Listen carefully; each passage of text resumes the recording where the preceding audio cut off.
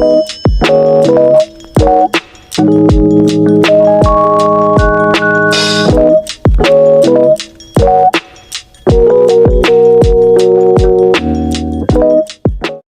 everyone, we're here at MSU and today we're diving into the fascinating world of biodiversity. But first, let me introduce our group members. I'm Lakshana.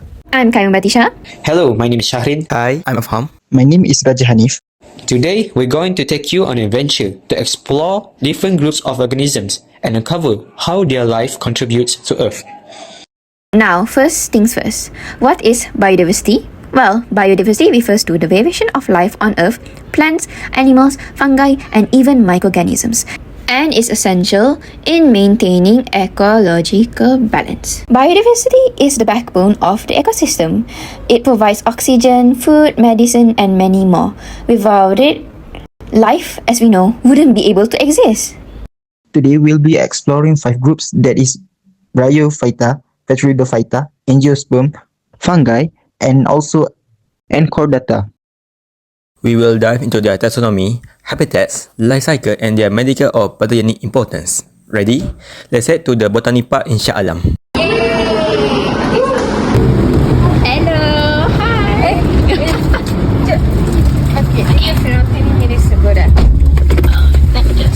Alright, so in this morning, we also going headed to Taman Botani Park from MSU. So we estimate about 30 minutes towards there. So yeah, let's go lah. Okay.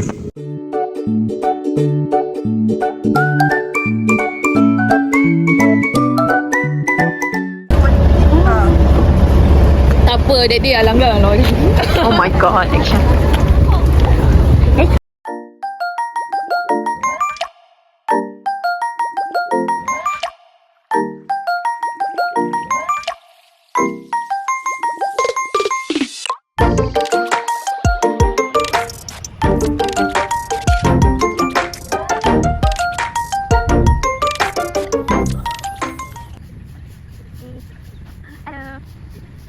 Oh my god, semangat nak pakai.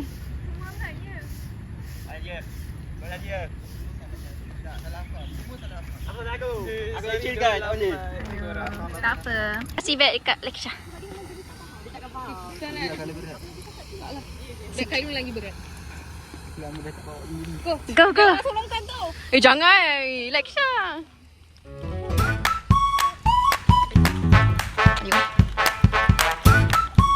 Tak tahu lah.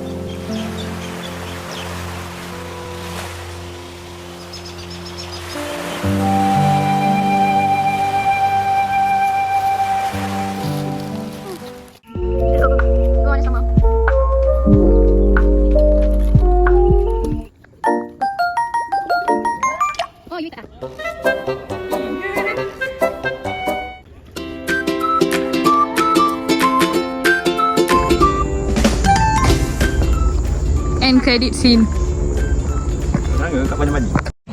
So here we are at Taman Botani Park, a place full of wonder and great for people with naturalist passions. So let's dive into the first group of organisms, which is Bryophyta, or people usually call it as moss. Bryophyta is a group of non-vascular plants that include most classes of moss, which is Bryopsida, along with hornworth and liverworth. There are thousands of species of mosses, but the most common one is Hypnum coverfolium, or called as sheet moss. Let's discuss about taxonomy of sheet moss. Sheet moss is under Eukarya due to possess characteristics of eukaryotic organisms, first by its cell structures, complexities, organelles, and productiveness. So the next level of taxonomy hierarchy, which is kingdom, sheet moss is categorized under Plantae kingdom. The reason is that sheet moss exhibits characteristics of plant cells.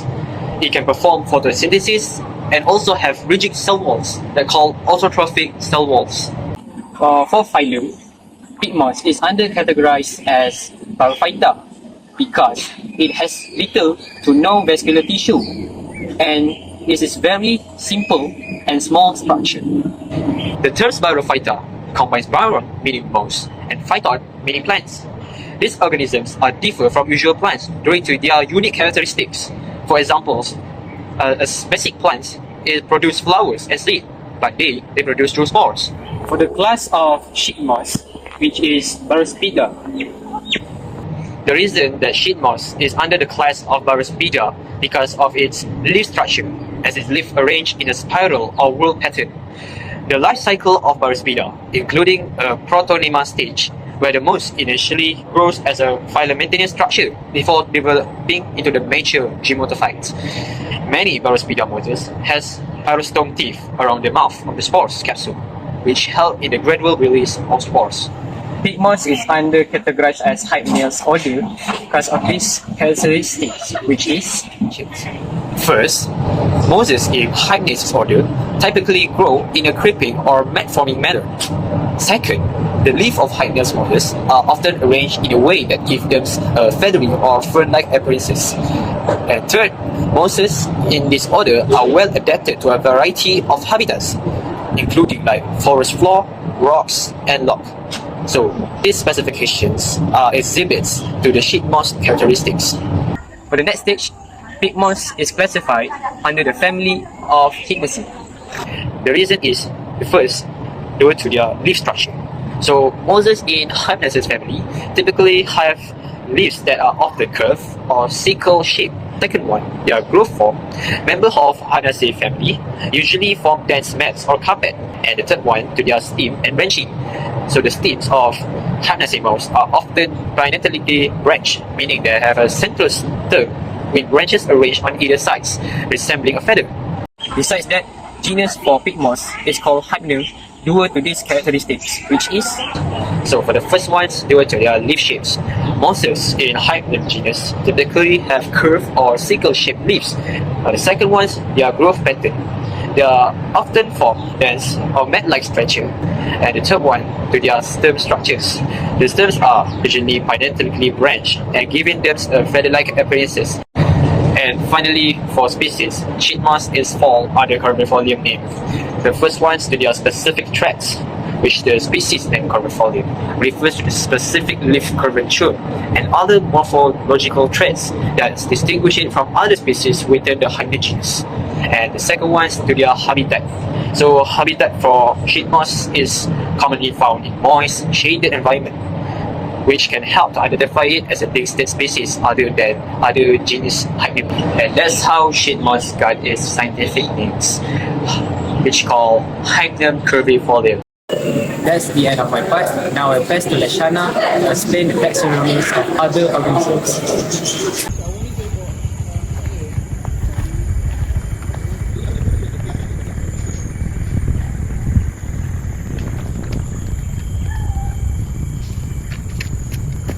Itu bukan kelak Syah.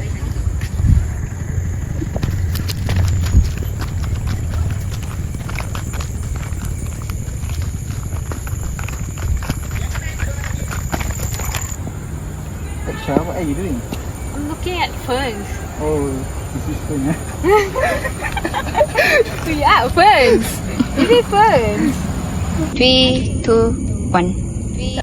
I've chosen Polypodiopsida, also known as ferns, which is a prominent group within the division Petridophyta, are classified primarily under the class of Polypodiopsida, which comprises most extant species and showcase their evolutionary diversity. Taxonomically, Polypodiopsida includes several key orders such as Polypodiales, the largest group comprising families like Polypodiaceae, Petridaceae, and Aspeleniaceae, known for their unique soil arrangement on plants.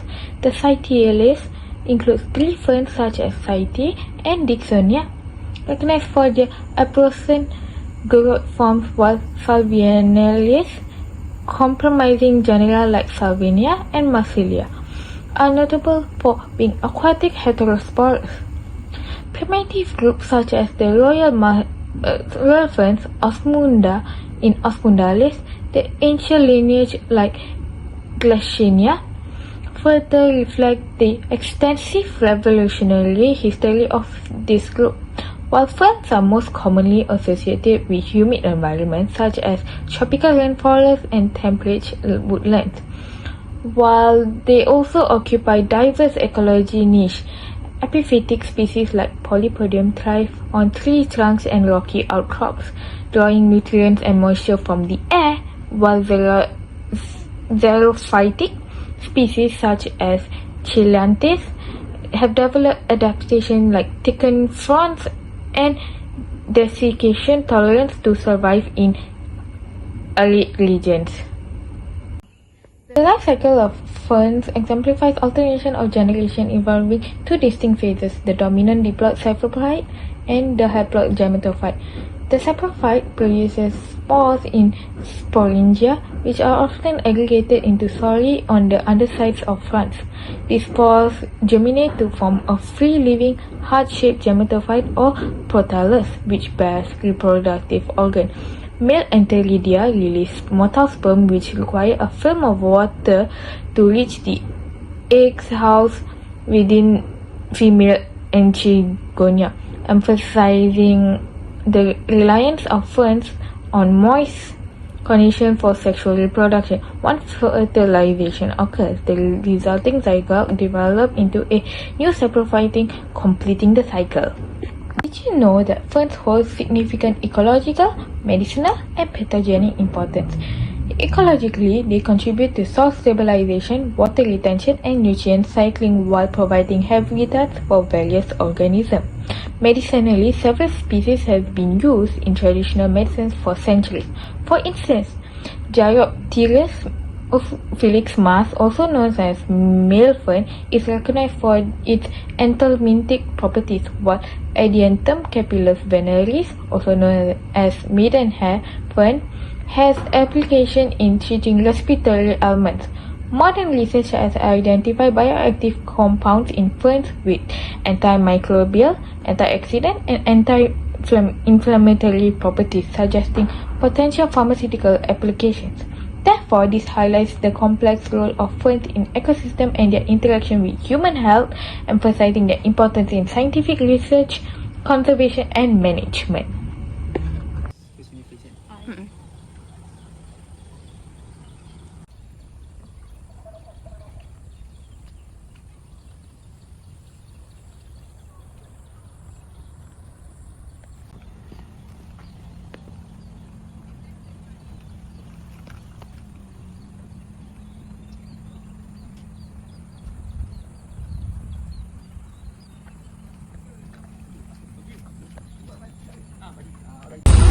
Good morning, everyone. From my topic, I have chosen angiosperm, and the organism that I choose is Oryza sativa. There are three main subspecies that I know. That is Javanica, Japonica, and Indica. The reason that I chose paddy plant or Oryza sativa because they are very interesting for me because they have high adaptability. They can be planted in diverse conditions, such as we can see here, they can grow in watery place or waterlogged place. Next, one of the main energy source or food source for some region like Asia. They also being one of the most important in some cultures, like in Japanese cultures.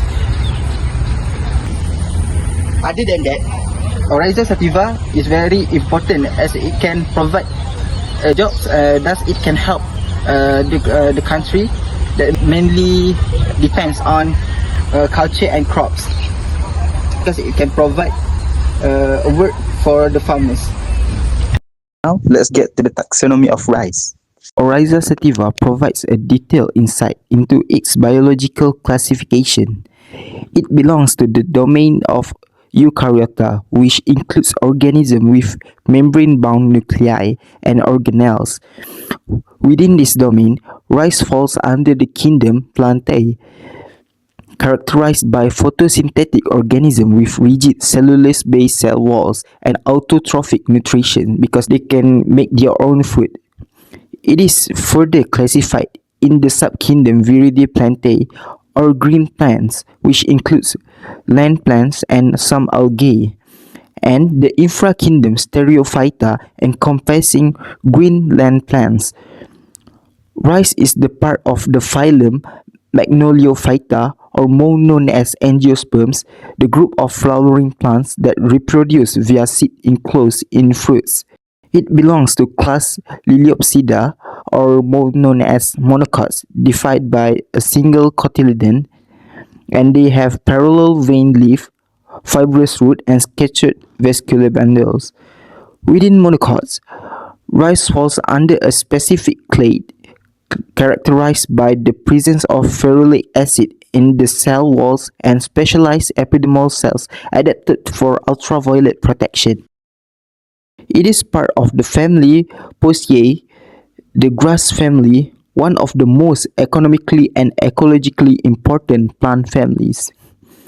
Known for its specialized fruit types called caryopsis, or more known as grain, within Poaceae, rice is further grouped in subfamily Oryzoideae, which includes aquatic and semi-aquatic grasses adapted for wetland habitats.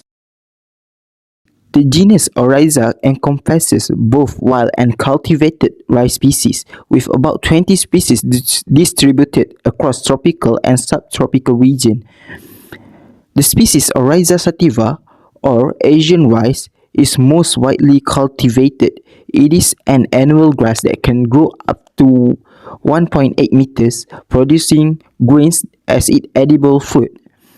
Finally, Oryza sativa is divided into three main subspecies: Indica, known for its high genetic diversity within Japonica, and Japonica, typically grown in temperate region, and lastly Javanica, sometimes considered part of Japonica, which features intermediate grain and is usually grown in Southeast Asia.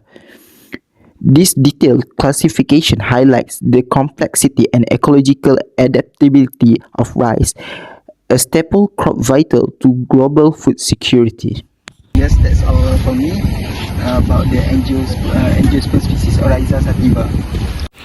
In the heart of tropical rainforest, a bustling colony of ants thrives in harmony with their surroundings. These tiny workers are essential to their ecosystem, maintaining balance and ensuring survival for their species.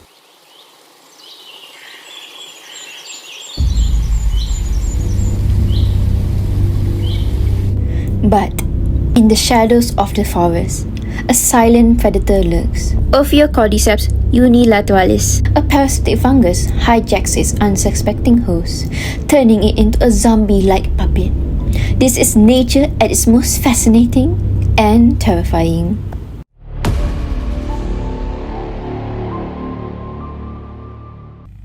Hi, my name is Kaimadisha, and today we'll be diving into the fascinating world of fungi.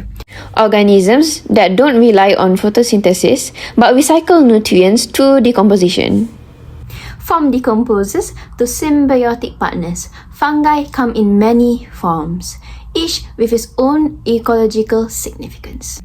Now, one particularly interesting species is the Ophiocordyceps unilateralis, a parasitic fungus that manipulates ants for its own survival. To better understand this fungus, let us examine its classification within the fungal kingdom. Taxonomy helps us categorize organisms based on their evolutionary relationships, helping scientists understand their origins, characteristics, and ecological roles. Ophiocordyceps unilateralis falls under the following classifications. It belongs to the kingdom of fungi, a diverse group of organisms that decompose organic material from symbiotic relationships, or in this case, parasitized living hosts. It belongs to the phylum of Ascomycota, also known as sac fungi. This group is characterized by specialized structures called asci, where spores are produced and released. Many members of this phylum play key roles in decomposition, medicine, and even food production. They belong to the class Pseudariomycetes. Fungi within this class are often found in soil, plant matter, or as parasites. And they tend to have flask-shaped fruiting bodies. They belong to the order Hypocreals. This order includes several parasitic fungi, some of which infect insects, making them of great interest to researchers studying host-pathogen interactions. They belong to the family Ophiocordicipitaceae, a family of fungi known for their parasitic nature, particularly targeting arthropods. They belong to the genus Ophiocordyceps, a genus that includes various species of zombie fungi which manipulate their host for reproductive success. Now, the name of this species is Ophiocordyceps unilateralis, the specific fungus responsible for infecting and controlling ants, ensuring its spores are spread under optimal conditions. What makes this fungus remarkable is its highly specialized parasitism. Instead of simply decomposing, it takes control of its host. But where can we find this mind-controlling fungus in the wild? Ophiocordyceps unilateralis thrives in humid tropical forest, where biodiversity creates the perfect environment for its survival. It specifically targets ants from the Camponotini tribe, infiltrating colonies and manipulating their behavior to maximize spore dispersal. Now, the life cycle of Ophiocordyceps unilateralis is both terrifying and, well, remarkable. It begins when spores land on an unsuspecting ant, penetrating its exoskeleton and feeding on its internal organs. As the fungus grows, it releases chemicals that hijack the ant's nervous system, forcing it to climb to a high vantage point, ideal for spore dispersal. Once the ant secures itself to a leaf or a branch, it dies, and the fungus continues to grow. A stalk-like structure, known as the fruiting body, emerges from the ant's head, releasing spores into the air to infect new hosts. The cycle then begins again. Now, while Ophiocordyceps unilateralis itself is not used in medicine, its relatives in the Cordyceps genus have been extensively studied for their potential health benefits. Now, compounds extracted from species like Ophiocordyceps sinensis have been used in traditional medicine to boost immune function, combat fatigue, and improve overall health. This fungi has also been investigated for their antimicrobial and anti-inflammatory properties, offering us a glimpse into the potential of fungal compounds in modern medicine. However, in nature, Ophiocordyceps unilateralis serves as a deadly pathogen to ants, showcasing the remarkable and sometimes chilling adaptations of fungi in their ecological niche. Ophiocordyceps unilateralis is a prime example of the incredible complexity of the natural world. From its ability to manipulate its host to its potential medical value, this parasitic fungus reveals the delicate balance between life and death in the ecosystem. Understanding fungi like the Ophiocordyceps unilateralis not only deepens our appreciation for nature's integrity, but also opens doors to scientific discoveries that could benefit humanity.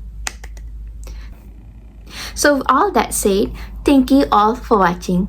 Bye!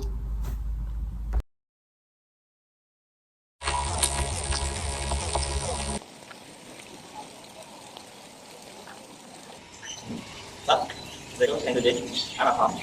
I'm going to Sama bertanya Mr. Adam for my explanation about the animal. Assalamualaikum and very good morning. Here and today at Botani Park Shah Alam, I am going to explain about the creature that currently near me, which is camel, or its scientific name, Camelus dromedarius. The domain of Camelus dromedarius is eukaryota. The eukaryotic cell have a double membrane nucleus, unlike the bacterial cells. It is from kingdom Animalia, which has characteristic as a eukaryotic, unicellular or multicellular heterotrophic organism. Subkingdom is Euterostomia, which means second mouth. Subkingdom is Drostomia. Drostom means second mouth. The three main characteristics of drostom include an anus that is formed before the mouth, A mesoderm is formed from pocket of the guts and a radial, regulative, and interminate cleavage. For camel infrakingdom, it is bilateria. As for infrakingdom is bilateria, which means the animal with bilateral symmetry as an embryo, such as having a left and right side that are mirror image of each other. They have a head and a tail, which are anterior and posterior axis, as well as a belly and a back, which is ventral-dorsal axis. Its phylum is Chordata, which means animal with perceivable root called notochord, which runs along their back.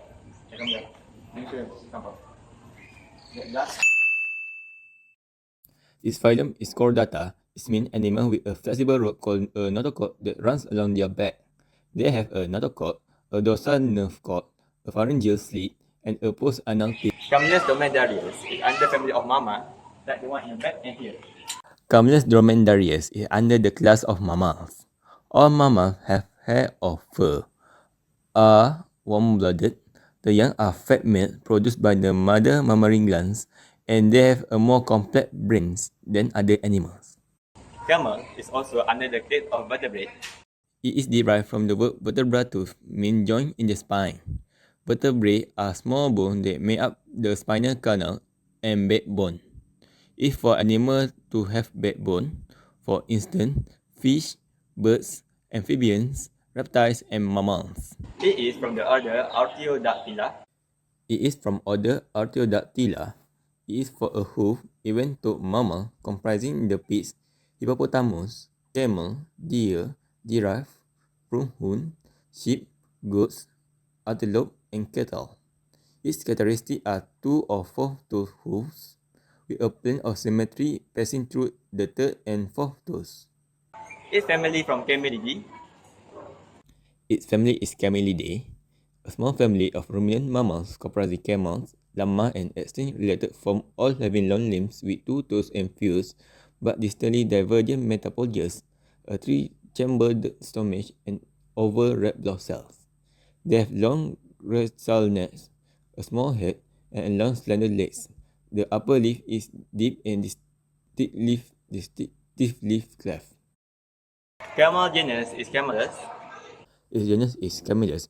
Its habitat are rocky mountain massif, flat and extremely arid deserts, vast plains with sparse vegetation, stony desert plains, high sand dunes, and popular fringe oases. It is in northern Africa and Southwest Asia, the Bactrian camel of Central Asia, and the South America group. Camelus genus have at least one hump on their back, long curved neck, broad, large feet, tough tail, 4 teeth rather than tooth, and annual mold. Its species is Dromedary. Camelus dromedarius is an Arabian one-hump riding camel, a Swiss species, a Swiss domestic species that is not found in the wild. And now we have come to the end for the taxonomy classification for Camelus dromedarius or camel. I hope from my explanation we can learn about the beautiful evolution process or history about this really beautiful creature, and we can start to appreciate every aspect of their life to the best. That's all from me. Thank you very much. And that's the end of our video. So what have we learned today? Well, we learned that biodiversity is the foundation of life, and each group that we explored today plays a vital role in maintaining ecological balance. Phytophytes conserve soil, bacteriophytes contribute to nutrient cycling, and angiosperms support pollinators and food production. Fungi plays a crucial role in decomposition, nutrient cycling, and symbiotic relationships, while chordates like birds and mammals maintain ecological interactions. However, biodiversity faces threats like habitat loss, climate change, and pollution. Conservation is essential to protect these ecosystems.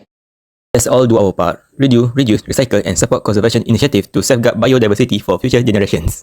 Thanks for joining us on this journey to biodiversity. See you next time. Remember, every species has its own story, and together we write the future of our planet.